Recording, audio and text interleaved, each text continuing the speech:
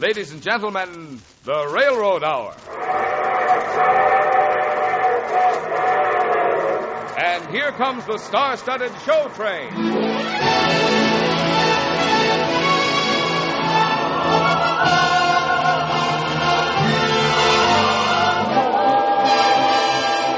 Tonight, the Association of American Railroads presents the great Broadway musical hit, Music in the Air, starring Gordon MacRae and his charming young guest star, Miss Jane Powell.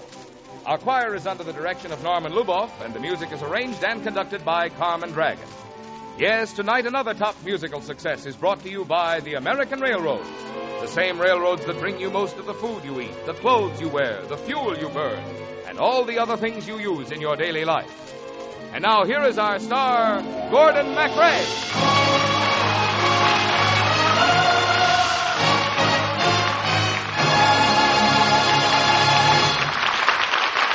Thank you very much, Marvin Miller, and good evening, ladies and gentlemen. Tonight we have music by Jerome Kern and a story by Oscar Hammerstein II. And so we're ready for adventure, romance, and music in the air.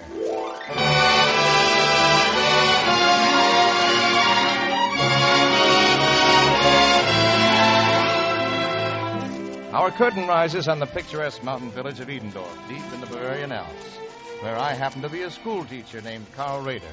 A mighty lucky school teacher, too, because my sweetheart is the petite and charming motion picture star, Janie Powell. Why, thank you, Carl. Oh, you're welcome, Sieglinde. That's Janie's name in the story, Sieglinde. But you see, I'm sort of a bashful schoolmaster, more at home with a multiplication table than with a girl. And every time I see the beautiful Sieglinde, I don't know, I get a lump in my throat, so I can't really say the things I feel inside me. I remember one day I was coming up to Sieglinde's house to bring something to her father, Dr. Lessing. Hello, Carl. Oh, hello, Sieglinde. Well, you should have told me you were coming to see me. I'd have been home sooner. Well, you see, I didn't exactly come to see you. Oh? I came to see your father. Well, if you'd rather see my father than see no, me, Sieglinde, you don't understand. I mean, I always say the wrong thing when I'm close to you. Oh, Carl. Carl, don't be bashful. Tell me what you're trying to say. I hear music when I look at you, a beautiful theme of every dream I ever knew. Down deep in my heart, I hear it play.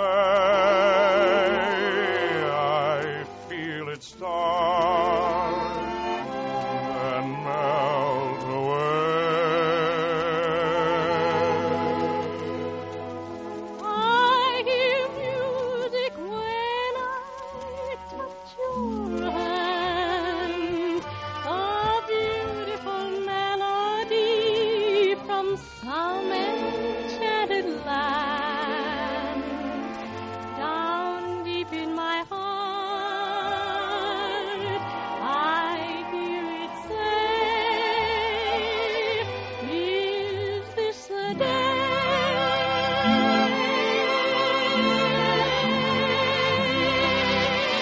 I alone have heard this lovely strain. I alone have heard this glad refrain. Must it be forever inside of me? Why can't I let it go? Why can't I let you know? Why can't I let you know the song my heart would sing? That beautiful rhapsody of love, and you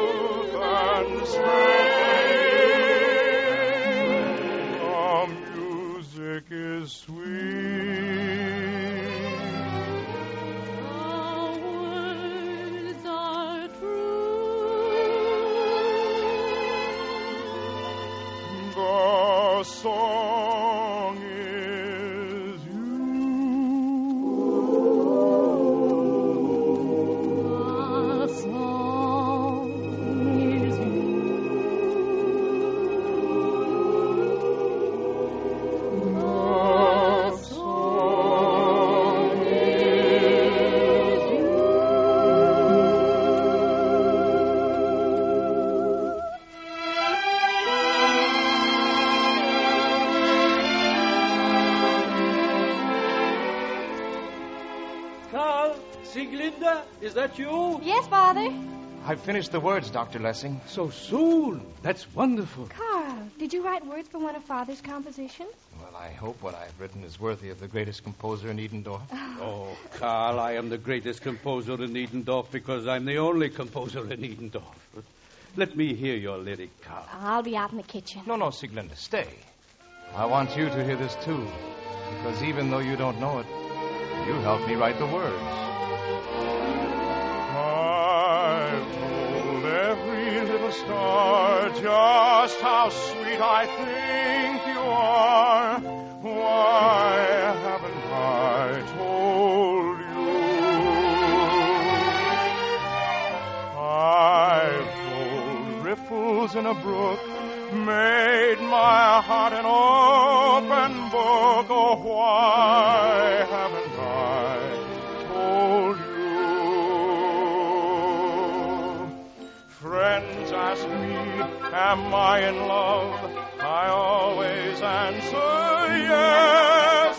Might as well confess. If I don't, they guess. Maybe you may know it too.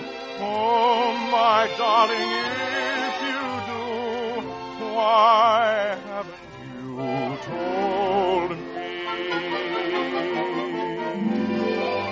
Sieglinde, you and Carl sing it together.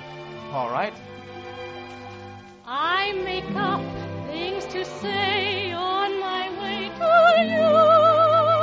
On my way to you, I find things to say. I can write poems too when you're far away. When you're far away, I write poems too. I've told every little star just how grand I think you are. Why haven't I told you? I've told ripples in the brook, made my heart an open book. Oh, why haven't I told you? Friends ask me, am I in love? I always answer yes. Might as well confess. If I don't, they guess. Maybe you may know it too. And oh, my darling, if you do, why haven't you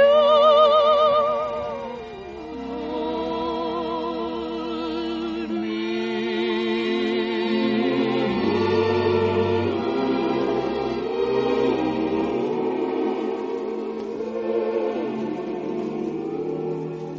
Carl, Father. Oh, Father, a song like this, it's not right to keep it to ourselves in our own little valley. She's right, Dr. Lessing. You should have it published. Oh, I am no businessman. Look, I'm going to Munich next week with the walking club. And Dr. Lessing, if you came with us... I should walk to Munich 60 miles? You think I'm a schoolboy. Oh, we'll take our time. A week or more. I have not been there for 20 years. My old school friend Ernst Mahler is a music publisher in Munich. Why, then you must come and give him the song. And Sieglinde must come to sing it for you. Oh, please, Father. Please, huh? Somehow I feel this is a wrong thing to do. It will bring sadness to us. Well, how, Dr. Lessing? It can only make you famous. Oh, it'll be a wonderful holiday for all of us. There's a hill beyond the hill, beyond the hill, beyond the hill. If you live beyond the song, follow along, follow along. There's a dream beyond the dream, beyond the dream, beyond the dream. If your heart is young and gay. Beyond the hill, beyond the hill, beyond the hill. If your limbs are young and strong, follow along, follow along. There's a dream beyond the dream, beyond the dream, beyond the dream. If your heart is young and gay.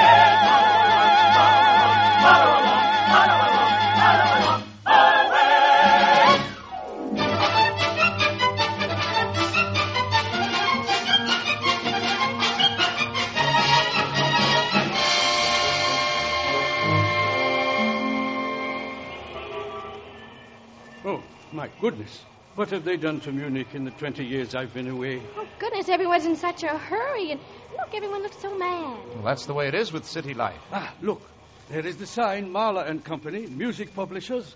Well, shall we go in? I wonder if my old friend Ernst will recognize me. It has been so long. May I help you? We'd like to see Mr. Mahler, please. Well, he's very busy. You'll have to wait. And you can take your play and your music. Now, Frida, let's not have another scene. Who's making a Oh, scene? my goodness. I'm leaving you, Mr. Mahler. I'm leaving your wretched little opera company. May I introduce myself? Walk out on me, Frida Hutsfield, and you'll never work in musical comedy again. I have a dozen offers. Excuse me. Are you really Frida Hutsfeld, the great star?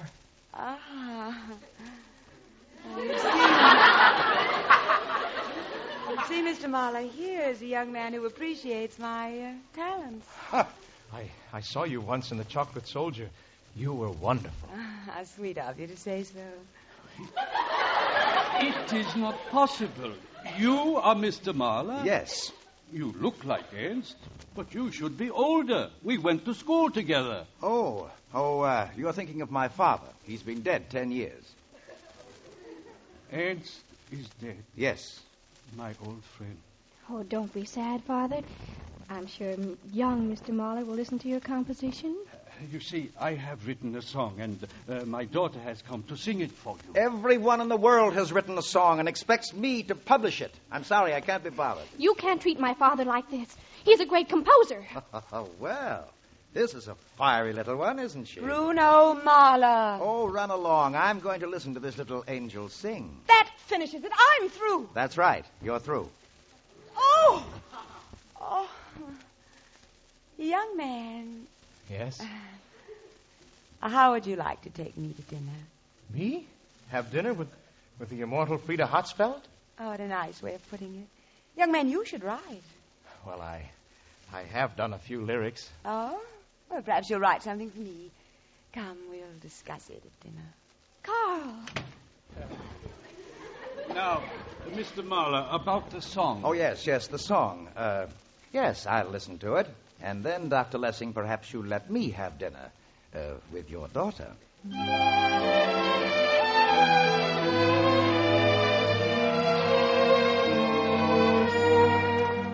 Are you having a good time, Carl? Yes. But I can't believe that this is really me having dinner with a famous star. Oh, Carl, you're refreshing. And I'm very fond of you. Are you really? Do you know what's been happening to me, Frida, while we walked in the park? No, tell me, Carl. I hear music when I look at you. A beautiful theme of every dream I ever knew. Down deep in my heart, I hear it play. I feel it start, then melt away.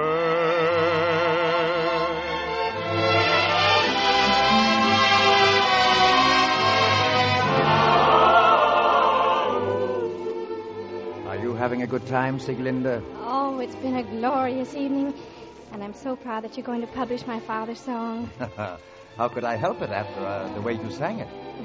I wonder, can I persuade you to take Frida Hutsfield's place in my opera company? I'll make the theater goers love you as much as I do. Do you think you could be happy working with me? Oh, yes, Mr. Mahler. Why, when we're together, I almost seem to hear music in the air.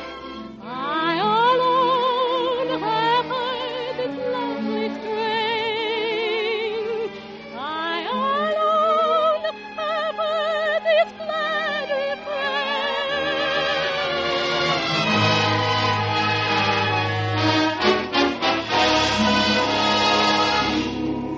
refrain. This is working out all wrong. I always thought that Carl and my Sieglinde, that they should sing their songs to each other, not to strangers. Oh, we never should have come here. We should have stayed in Edendorf. Why can't I let you know the song my heart would sing? That beautiful rhapsody of love and youth and spring. The music is sweet, the words are true. The song is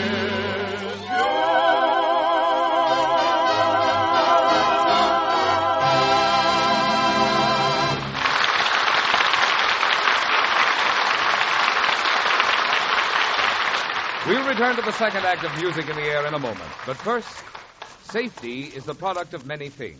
It is the product of safe tools and equipment. It is the product of the observance of safe operating rules, whether it be the operation of a kitchen stove at home, or an automobile on the road, or a train on its track. Most important of all, perhaps, safety is the product of education in safe thinking and habits. For the greatest of all safety devices is a safe man. Nearly 40 years ago, the railroads undertook organized cooperative efforts toward the creation of safe habits of thought and action. Other industries and organizations did likewise. The National Safety Council, which this week is holding its 37th annual meeting, was formed as a central agency to work in the whole field. At the same time, industries carry on their own special programs of safety. On the railroads, this work is done both by the individual railroads and by the safety section of the Association of American Railroads. The result is a degree of safety on the railroads undreamed of when the program started. In 1948, fatalities to passengers in proportion to miles traveled were only 1/10 as many as in 1913, and the rate of injuries was only 1/5 what it was then. The number of casualties to employees was only 1/10 as great in proportion to the traffic moved in 1948 as it was 35 years earlier. Such a record, unequaled elsewhere in the transportation world, has been accomplished by years of organized and purposeful attention to safety. But safety is not something that can be achieved and then forgotten. So railroads and railroad men are keeping on with their work for safety through engineering, through enforcement, through education, in safe thinking and safe practice, all to the end that we shall have in the future railroad transportation even safer than it is today.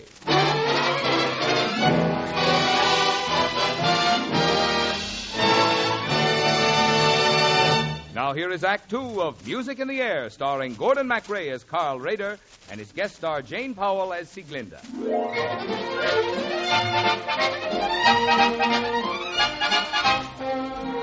It's strange how people who love each other or think they do can suddenly drift apart. Back home at Edendorf, I had dreamed that someday Sieglinde would be mine.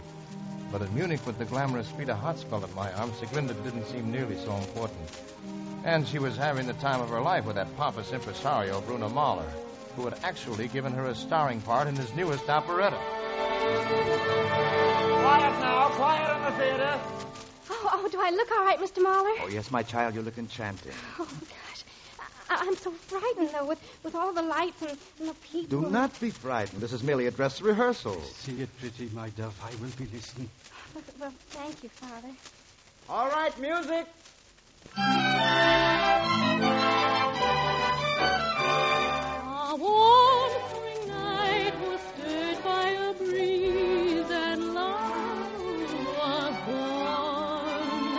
A moon in flight was caught in the trees, and love was born.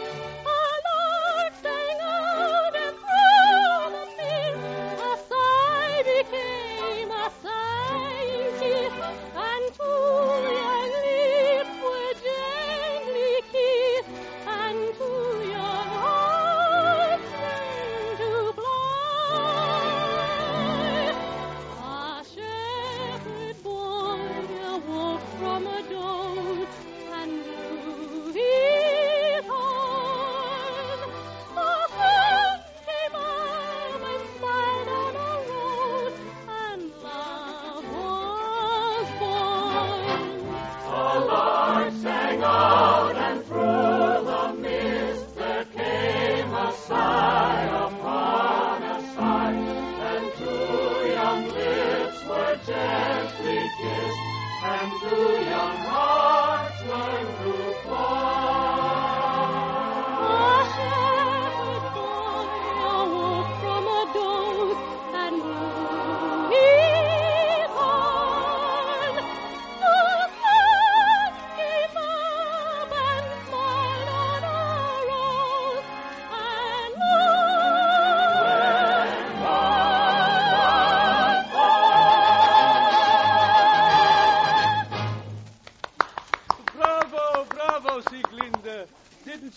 that beautifully, Mr. Marler? Yes, she sings magnificently. But I'm afraid she won't do. What do you mean, sir? Well, it's not enough to be able to sing. A star in musical comedy must know how to move, how to act, how to walk up on a stage as if she owned it. But Sieglinde is a child. She will learn. There isn't time enough. Oh, if I could only get Frida Hatzfeld. I thought you hated her. I do. I would give my arm not to be dependent upon her. But do you realize what makes her great? She's played every little town in Europe. She's been hissed and booed off stages. She's starved between jobs. But finally, after years of work, she's become Frida Hatzfeld, the famous prima donna. And so, my dear, it was wrong of me to expect you to take her place, a child who never saw a stage until a few weeks ago. But I'm so ashamed. Sieglinde? Oh, Sieglinde, what's wrong? Carl. Oh, you tell him, Father. Schoolmaster, have you seen Frida Hatzfeld? Do you know where she is? Oh, yes. Good. At her hotel. She's packing her bag to go to Vienna. Oh, I only hope I'm in time to stop her. I don't understand. What's going on here? They don't want me to play the part. There, child. They said I'm not good enough. I'm sorry, Sieglinde. But we don't belong here. We belong in our own little village in Edendorf. Now that you're tired of your Frida Hatzfeld, I suppose you want to go home, Yes, Sieglinde. Well, I don't know what to do. Oh, come, Father, please. Please, I want to get away from here. But Sieglinde. Sieglinde. We belong together, we're happy together, and life is a song. When we are together, we know we are where we belong. We belong together like birds of a feather, together we fly. Little caring whether the rest of the world is alive. All alone, I'm only a hand, like a joke without any laugh. But when we are together, we're happy together, and life is a song.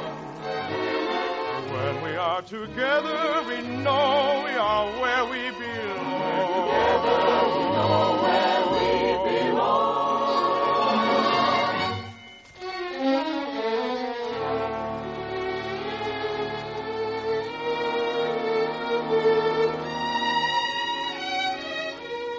On the long, lonesome road back to Edendorf, I thought how much I hated all great cities and all prima donnas of musical comedy, because they had separated me from my Sieglinde.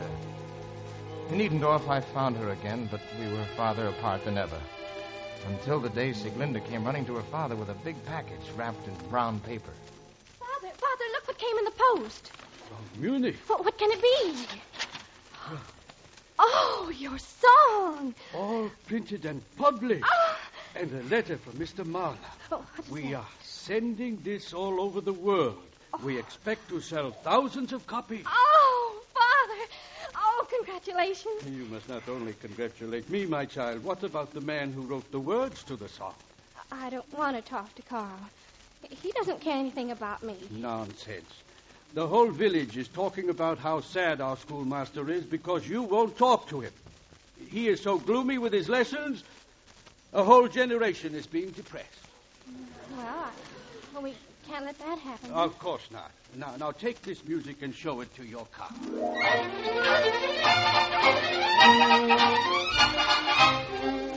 Carl, Sieglinde. look, I have a present for you. I've told every little star just how grand I think you are. Why haven't I told you?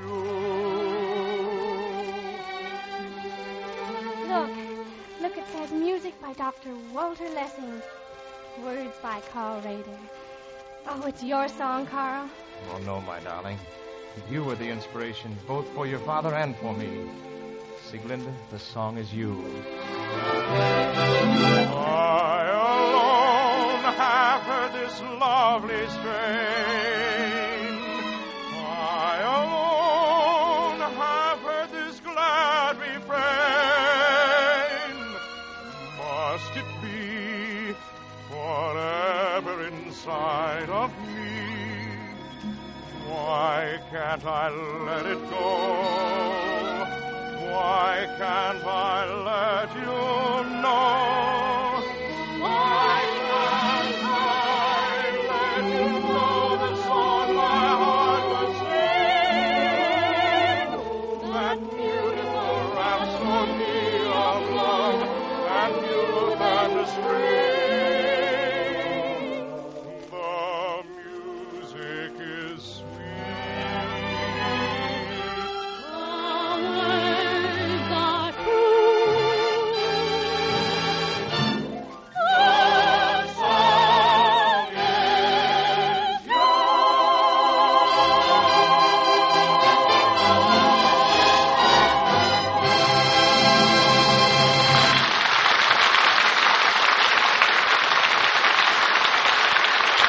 Thank you, ladies and gentlemen. Jane Powell will be back in just a moment. Meanwhile, this is Gordon MacRae with a word of thanks to our excellent supporting cast, Betty Lou Gerson, Jerome Cowan, Gigi Pearson, and Herb Butterfield, who played Dr. Lessing.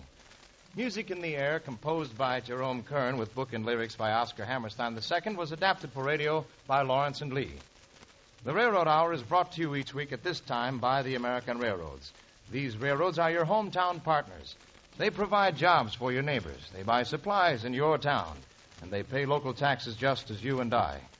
Thus, the railroads are more than just railroads. They are citizens, and mighty important citizens, in your own hometown. Now here again is lovely Jane Powell. Oh,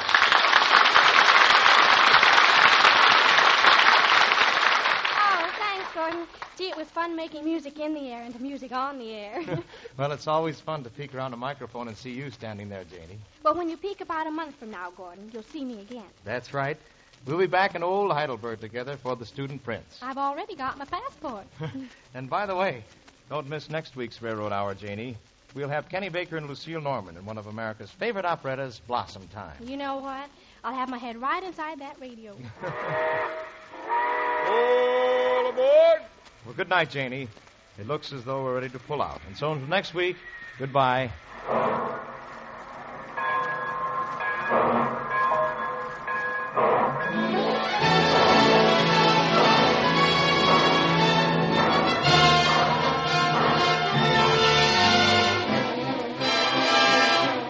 Music in the Air was presented by special arrangement with Tams Whitmark Music Library. Gordon MacRae is now being seen in the Warner Brothers Technicolor production, Look for the Silver Lining. Jane Powell appeared by arrangement with Metro-Goldwyn-Mayer, producers of The Red Danube, starring Walter Pidgeon, Ethel Barrymore, and Peter Lawford. Our choir is under the direction of Norman Luboff, and our music is arranged and conducted by Carmen Dragon. This is Marvin Miller saying goodbye until next week for the Association of American Railroads. And now keep tuned to your Monday night of music on NBC.